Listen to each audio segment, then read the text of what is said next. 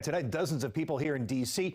took part in a vigil to remember those killed in the Colorado massacre. Yeah, the mayor's office of LGBTQ affairs organized the event at DuPont Circle, and DC News Now's Daniel Hamburg was there. And Daniel, they're sending a very powerful message.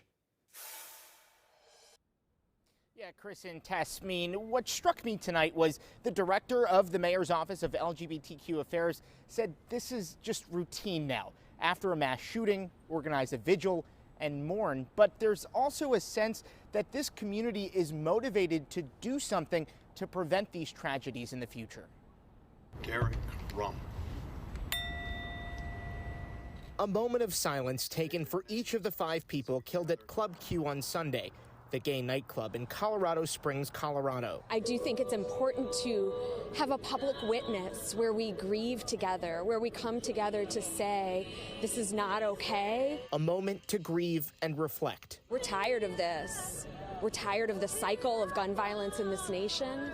We're tired of LGBTQ individuals and communities being targeted. There was a palpable frustration from speakers. And I am angry that there are people in power that are encouraged to continue to normalize hate speech and further policies that continue to marginalize members of our community. But also a sense of urgency. When our community is under attack, what do we do?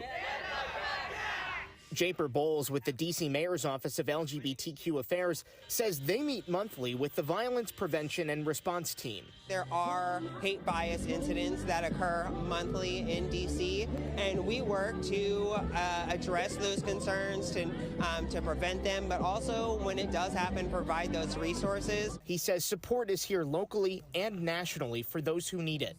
And those mourning tonight want others to know this. I think it's important to be able to show up and at least send like a visual message to anyone who hasn't come out yet to show that, like, yeah, there might be violence in the world, but there's still a lot of people and there are more people who are here to support you. And of course, the one thing we were talking about tonight is the fact that D.C. has a bigger gay community than a lot of other places, but these tragedies are happening in cities big and small.